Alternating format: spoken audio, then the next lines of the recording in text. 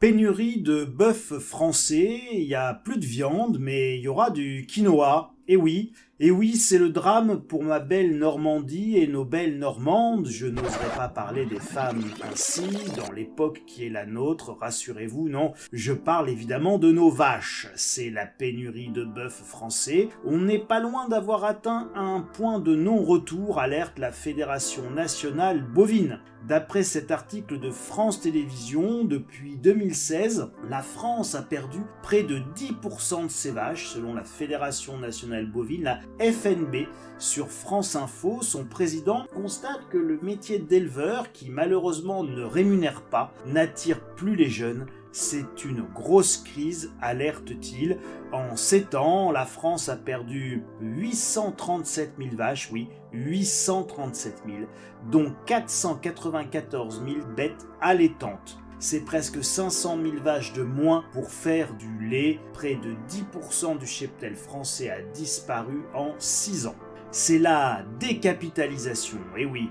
Dans cette époque où on critique l'accumulation de capital et les riches, eh bien des troupeaux qui perdent des têtes et qui décapitalisent, c'est la chronique d'une pauvreté et d'une catastrophe alimentaire annoncée. On a très peur, c'est une très grosse crise, dit-il. Cette décapitalisation, selon le terme utilisé dans la profession, aboutit à une pénurie de viande bovine française, alors que la consommation reste stable. On démotive les plus motivés. Un éleveur vendéen constate d'ailleurs que les vaches disparaissent des paysages ruraux. On le voit partout, dans toutes les communes, une exploitation s'arrête, observe-t-il. Sans perspective d'une rémunération digne, on démotive les plus motivés d'y aller.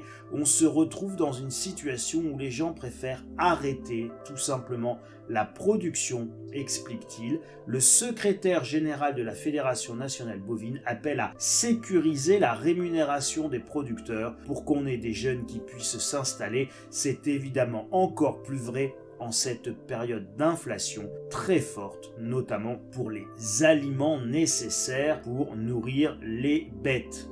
Cette pénurie de bœuf made in France va de pair avec une hausse des importations de plus de 6% pour l'année 2022, indique Cédric Mandin. Ça nous fait très peur, on a un super produit en France, on a un produit d'exception. Il faut continuer à mettre en avant la viande française, plaide-t-il, mais non. Nous allons creuser encore notre déficit commercial, nous appauvrir d'autant et faire venir de très loin de la viande de moins bonne qualité que celle que l'on peut avoir ici, tout en vous demandant de sauver l'environnement, de sauver la planète et d'être des anxieux climatiques en ayant un bilan carbone déplorable pour les viandes importées. Moins de vaches, ce sera moins de produits laitiers et ce sont des filières entières de l'agroalimentaire qui souffriront en cascade. Moins de viande, moins de bœuf dans les lasagnes, même si c'était pas toujours du bœuf, mais aussi moins de lait, moins de fromage ou de yaourt. Oh, rassurez-vous, je suppose que quelques industriels remplaceront nos bonnes vaches et leurs bons sous-produits par des importations de lait de soja et des fibres de viande cultivées in vitro en laboratoire. Et puis nous finirons par manger uniquement du quinoa avec des farines de poudre d'insectes. Ce sera sans moi et sans doute sans mes fils, notamment sans mon adolescent qui, du haut de ses 15 ans, a faim, toujours très très faim, et qui en a assez qu'à la cantine on le prenne pour une poule. Me dit-il, on me donne des graines, j'ai faim, papa.